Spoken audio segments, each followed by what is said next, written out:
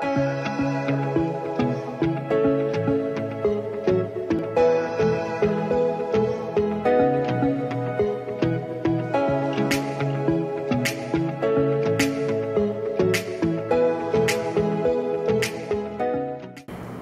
sevgili öğrenciler.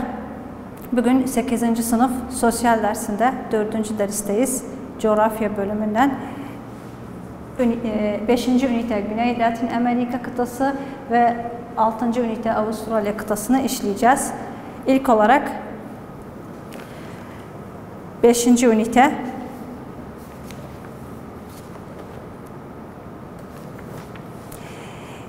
Latin Amerika kıtasını işleyeceğiz. Latin Amerika kıtası sözcüğü Meksika, Orta Amerika devletleri, kitapta garibi yazıyor, Karayip diye geçiyor Türkçe'de. Karayip Denizi ülkeleri ve Amerika güneyini kapsamaktadır. Bu arada sayfa 52 eğer takip etmek isterseniz siz de kitaptan. İlk olarak Latin Amerika kıtasının coğrafi yerlerini işleyeceğiz. Latin Amerika 3 tarafından okyanus ve denizlerle çevrilidir. Meksika körfezi, Amerika Birleşik Devletleri sınırı ve Meksika kıtanın kuzey sınırlarını oluşturuyor. Atlas Okyanusu kıtanın doğusundadır. Kıtanın batısında ise Hemin Okyanusu bulunmaktadır. Kıtanın nüfusu 2001 yılında 525 milyon kişi olarak sayılmıştır. Gelelim bu kıtanın, Latin Amerika kıtanın yeryüzüne. Yeryüzü nelerden oluşuyor? İlk olarak dağlar, platolar ve ovalar olarak ayrılmıştır. Gelelim dağlar bölümüne. Latin Amerika kıtasının dağlarında yeryüzünün en önemli sıra dağları olarak sayılır. Bu bölgedeki sıra dağlar. En önemli dağları ise Andes dağlarıdır. Yani eğer ki Latin Amerika kıtasının en önemli dağ hangisidir diye sorulursa Andes dağları diyebilirsiniz. Ki dünyanın en uzun dağları olarak sayılır. Karayip Denizi sahillerinden başlayıp güneye doğru uzanır. Ayrıca bu sıra dağdan başka birçok sıra dağlar bulunuyor bu bölgede.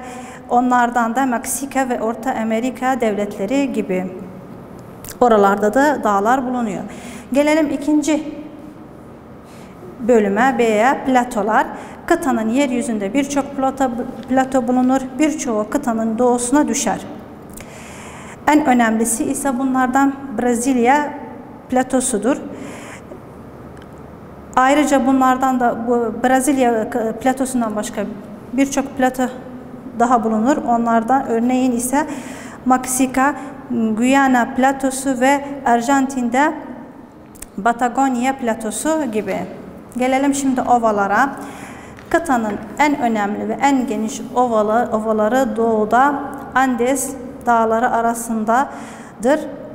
Guyana, Brezilya platoları gibi. Bu ovanın en önemlileri kıtanın kuzeyinden güneye uzanan ovaları şunlardır. Ornica, Amazon, Parana, Paraguay ovaları gibi. Latin Amerika'nın iklimine gelirsek şu şekilde anlatabiliriz, bölebiliriz. İklimleri şunlar: A. Midil paralel iklim bölgeleri, B. Deniz çemberi iklim bölgesi, C. Sıcak nemli ılımlı iklim bölgesi, D. Savana bölgesi iklimi, E. Nemli ılık bölgeler iklimi, Akdeniz bölgesi iklimi, kıtanın batı bölge iklimi, tundra ve Andes tepeler bölgesi iklimi, E ise kuru ve yarı kuru bölgeler iklimi. Bu her bölgenin, adlandıran her bölgenin farklı bir iklimi var ve oralarda sıcaklık dereceli ve yetişen bitkiler ise farklıdır. Latin Amerika'nın su kaynakları ise şu şekilde: birinci olarak ırmaklar. Kıtada en büyük ırmaklar Andes Dağı tepelerinden ve Baz Dağı batı Dray'dan geçmektedir. Kıtanın ırmaklarını 3'e bölebiliriz. Birincisi doğu tarafa akan ırmaklar ve Atlas Okyanusu'na katılan ırmaklar. İkincisi ise Büyük Okyanus'a katılan veya dökülen ırmaklar. Üçüncü ise kitapta dediğim gibi Garibi yazmış, Karayip Denizi'ne katılan ırmaklar. Bunların gelelim bakalım hangi ırmaklardan oluşuyor. Birinci bölüm doğu tarafa akan ırmaklar ve Atlas Okyanusu'na dökülen ırmaklar olarak bu grup şunlardan oluşur. Birinci olarak Amazon ırmağı dünyanın en uzun ikinci ırmağıdır. İkinci olarak Parana ırmağı, Paraguay. Üçüncü olarak da Orinoco ırmağı. İkinci bölüme gelelim. İkinci bölüm ise Büyük Okyanus'a katılan ırmaklar. Bu grup ırmaklar kıtanın batı kesiminde bulunur ki batı sahilleri geçip okyanusa dökülürler. En önemlileri ise Grand, Santiago ve Meksika'da Balasis Nehri gibi. Üçüncü ise Karayip Denizi'ne katılan ırmaklar. Bunlarda ise en önemlisi San Juan, Otranto ve Magdalena Nehri gibi. Şimdi ırmakları anlattık. Gelelim ikinciye, su kaynakları birinci olarak ırmaklarda. Şimdi gelelim gölcüklere. Kıta üzerinde birçok gölcükler bulunur. En önemlileri ise Maracaibo, Titicaca ve Dipo Gölü. Tekrar edelim. En önemli gölcükler Latin Amerika kıtasında Maracaibo, Titicaca ve Dipo Gölü olarak sayabiliriz. Şimdi su kaynaklarından sonra geçelim doğal bitkiler kaynağına. Kıtanın doğal bitkileri bu iklimlere bölünür. Birincisi yağmurlu kemalpareler ormanlar bölgesi, selva ormanı. İkincisi mevsimli ormanlar bölgesi. Üçüncüsü dikenler ormanlar bölgesi. Dördüncüsü karışık orman bölgesi. Beşincisi ılık yağmurlu ormanlar bölgesi. Altıncısı ise Akdeniz ormanlar bölgesi. Yedinci ise kemerpareler otlar bölgesi. Sekizinci orta otlar bölgesi. Dokuzuncu stips otlar ve çöl bitkiler bölgesi.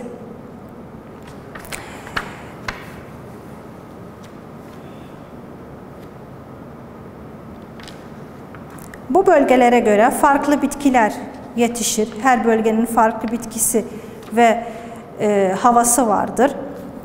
Latin Amerika'da. Şimdi gelelim Latin Amerika kıtasının yerleşimine. Kızılderililer bu kıtanın gerçek insanları sayılıyor. Kıtaya Asya'nın ortasından gelmişler. Sonradan başka cinsiyetler de bu bölgeye yönelmişler. Oturanlar Brezilya ülkesine yerleşmişler. Nüfusları 172 milyon kişidir. Ardından Meksika ülkesi gelmektedir ki nüfusları 100 milyon kişidir. 2001 yılında kıtada nüfus gelişimi yüksektir ve bu %7 civarında olmuştur.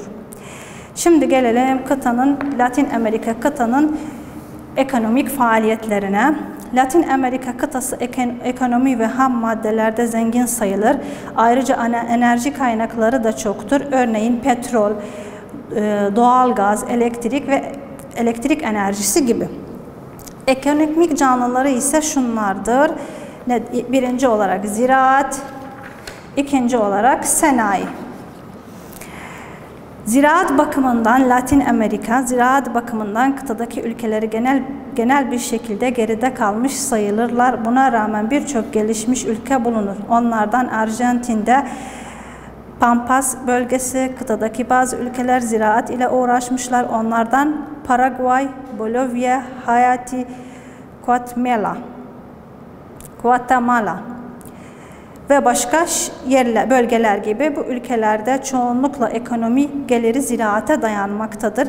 Bitkisel ve hayvansal tarafından bu ülkelerde ürünlerin ihracatına büyük gelir sağlanır. İhraç edilen ürünler ise buğday, mısır, muz, şeker kamışı, pamuk ve kahvedir. Gelelim sanayi yönünden Latin Amerika kıtasına. Sanayi bakımında da kıtadaki ülkeler ilerlemiş ülkeler olarak sayılır. Buna rağmen kıtadaki ülkeler arasında sanayi bakımından büyük fark bulunur. Birçok sanayi bulunur. Çıkartılan bu sanayi alanı değişik ve basit sanayi alanlarıdır. Ayrıca günlük yaşam malzemeleri sağlayabilirler. Dünya pazarında satmak için kullanıyorlar. Şehirde nüfus yoğunluğu nedeniyle bu sanayilerin oluşumu ham madde olduğundan kaynaklanıyor. Yani bu bölgede ham madde bulunduğu için sanayi bakımından üretim yapabiliyorlar. Bu bölgede ayrıca ham madde kuyuları, kaynakları vardır. Bitki hayvan tüccarının geniş alana sahip olması, değişik enerji gücünün bulunması, özellikle ham maddeleri petrol, doğal gaz, demir, şeker kamışı, pamuk, ayrıca hayvansal üretimde de bu bölge zengindir. Gelelim 6. üniteye, Avustralya kıtası. Avustralya kıtası dünyanın en küçük kıtası sayılır. Daha önce Asya kıtasının en büyük kıta sayıldığını söylemiştik. Avustralya ise yani en küçük kıta. Bu şekilde sorulursa en küçük kıta hangisi sayılır? Avustralya'dır. En büyük kıta ise Asya kıtasıdır. Kürenin yarı güneyine düşer bu bölge. Bu kıtanın her tarafı suyla çevrilmiştir. Doğusunda ve kuzeydoğusunda Büyük Okyanus, batı ve kuzeybatısında da Hint Okyanusu bulunur. Ayrıca bu kıta tek bir parça olarak görünür ama yönetim bakımından Avustralya birkaç bölgeye bölünür. Bunlardan 1. Kuzey kesimi, 2. Güney Avustralya, 3. Batı Avustralya, 4. Queensland, 5. Yeni Güney Galer, 6. Victoria, 7. Tasmanya, 8. Avustralya başkent kesimi, Canberra. Bunlara bölünür. Yeryüzü açısından Avustralya kıtası, İlk olarak platolara gelelim. Batı platolar 3'e bölünür. Birincisi Batı platolar. Avustralya alanının yaklaşık %45'ini kapsıyor ve Avustralya'nın batı bölümüne düşüyor. İkinci olarak orta ovalar, alçak araziler yani. Bir yandan doğu yüksekliklerine, diğer yandan ise Batı platosu arasındadır. Avustralya orta ovaları 3 kesime bölünür. Birincisi Kuzey Carpentaria, İkincisi Büyük Artezyan Havuzu, üçüncüsü Darling Miri Irmak Havuzu. Bu bölümün doğallığı ve jeoloji açısından yeraltı suları ile artezyan suları da zengin bir yapıya sahiptir. Üçüncüsü ise doğu yükseklikleri. Bu kesim Avustralya'nın doğusunda yer almaktadır. Ayrıca Avustralya'nın yaklaşık %14 alanını kapsamaktadır. Avustralya kıtasının iklimi ise şu bölgelere bölünür. Akdeniz bölgesi iklimi, çöl bölgeleri iklimi, mevsimli bölgeler iklimi, 4 nemli ılık bölgeler iklimi, 5 kuru ve yarı kuru kemer bölgesi iklimi. Bu iklimlerin her birinin hava durumu farklıdır. Onlarda yetişen bitkiler de dolayısıyla farklıdır. Gelelim Avustralya kıtasının su zenginliklerine. Yüksek sıra dağlar olmadığı için kıtada genel bir şekilde yağmur oranı azdır Avustralya kıtasında. Buna rağmen kıtanın bazı kesimlerinde değişiklikler bulunur. Buna örnek olarak eğer haritayı araştırırsak doğal Avustralya kıtası sahil bölgelerinde bir grup ırmaklar dikkate alınır. Ama bu ırmakların çoğu yağmur döneminde ırmaklar oluşuyor ama yağmur mevsimi olmadığı zaman ırmaklar kuruyor. Buna örnek olarak Fitzroy Nehri gösterebiliriz ve Avustralya'nın kuzeyinde Victoria Nehri ve Avustralya'nın doğusunda ise Richmond Nehri. Murray-Darling Nehri Avustralya'nın en önemli nehri sayılır ki Murray-Darling Nehri tek nehirdir ki yıl boyunca suyu kesilmez. Hangi nehri de yıl boyunca suyu kesilmez? Avustralya kıtasında Murray ve Darling nehirleri. Yıl boyunca bu nehirlerin suları kurumaz. Toplum açısından da hayvancılık ve ziraat ekonomik için önemli bir kaynak sayılır bu nehir. Kıtada yeryüzü sularından hariç birçok yeraltı su kuyuları da bulunmaktadır ve en önemli ise Büyük Artezyen kuyusudur. Bunların birçok yeraltı sularının Avustralya kıtasında birçoğu tuzludur. Bu yüzden her alanda kullanılmaz. Genellikle sulama alanında kullanılır. Onun için her türlü faaliyet için kullanılmaz. Sadece sulamak için kullanılır. Avustralya'nın sadece %20 oranında yeraltı suları ile ev ve hayvancılık için kullanılabilir kullanışlı sular vardır. Gelelim bakalım Avustralya kıtasının toplumunun büyümesi ve bölünmesine. 2004 yılında Avustralya toplumu yaklaşık 20 milyon kişiye ulaştı. Beyaz tenliler %91 ve sarı tenliler Asyalılar ise %7 toplum oranını oluşturmaktadır. Bu durumda iki nedene bağlanır. Birincisi, İngilizler kıtayı ele geçirmeleri ve yerleşmeleri özellikle genel olarak Avrupalılar tarafından. İkinci ise beyaz Avustralya siyasetini kullanmak. Bu da beyaz tenliler için kolaylık göstermek ve diğer toplumlara ise zorluk göstermek, zorluk çıkarmak.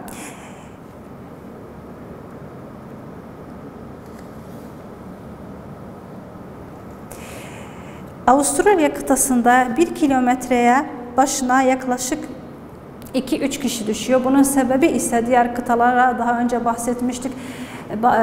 Bazı kıtalarda 80, bazı kıtalarda ise 70 kişi düşüyordu. Bunun nedeni ise şunlara bağlanmaktadır. Yani her kilometrenin başına az kişi düşmesinin nedeni birincisi Avustralya arazisi %87 oranında çöl ve yarı çöl bölgeleridir ki yağmuru az ve sıcaklık derecesi yüksek olan bölgeleri kapsamaktadır. Bu da toplumun yaşamasına ve gurbetçilerin yaşaması için büyük bir engel olmuştur. İkinci ise beyaz tenli olmayan tüm gurbetçiler için engel konulması. Gelelim Avusturya kıtasının en önemli şehirleri. Birincisi olarak Sydney, ikincisi olarak Melbourne, üçüncüsü olarak Brisbane, dördüncü olarak Canberra. Tekrar ederim. Birinci olarak Sydney, ikinci olarak Melbourne, 3 Brisbane, 4 Canberra şehirleri. Bunlar en önemli şehirleridir. Avustralya kıtasının ekonomik faaliyetleri ise birinci olarak ziraat, ikinci olarak sanayi. Ziraat arazi alanı kıtada küçüktür. %15 oranındadır. %15 oranından da daha azdır. Buna rağmen bu küçük arazide her türlü tohumlar ekilmiştir. Ziraat sektöründe ülke önemli rol göstermiş ve dünya ülkeleri arasında yerini almıştır. Ziraat üretimini ihraç etmekte önemli yol kat etmişlerdir, ilerleme göstermişlerdir. Örneğin buğday, et, şeker, yün, süt ürünleri gibi. Ayrıca hayvancılıkta da ilk sırada gelir ki %60 oranında Avustralya ziraat üretimini oluşturmaktadır. Bitki oranı %37 oranında ve evcil hayvanlar ise %3 oranında.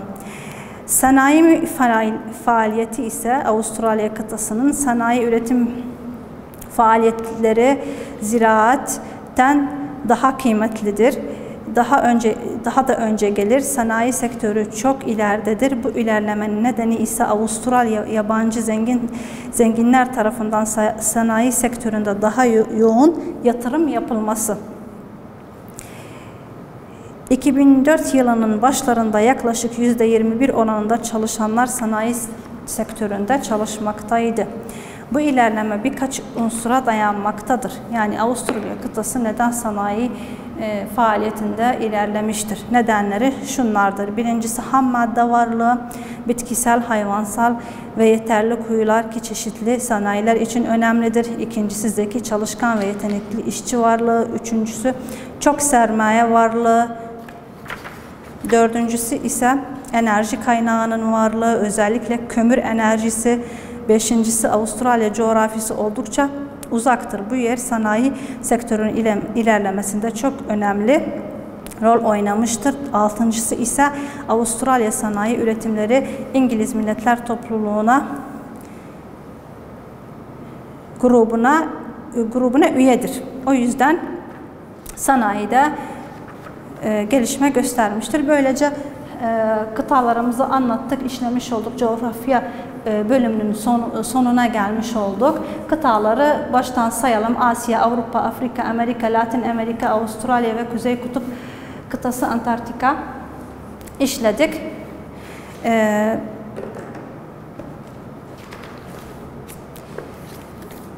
Coğrafya bölümünün sonuna geldik ama şöyle bir şey yapmak istiyorum. Hani birkaç ödev vereyim. Siz de hem çalışmış olun hem ödevleri yaparken daha fazla bilgi sahibi olursunuz. Ayrıca burada da eğer evde varsa, sizde haritanız varsa, yer küreniz varsa kullanabilirsiniz. Daha ayrıntılı bir şekilde anlamış olursunuz. Burada görüldüğü gibi yeryüzünün suyunun daha mavi bölümleri suyu temsil ediyor, daha çok olduğunu. Mesela kendi ülkemizi bulabilirsiniz.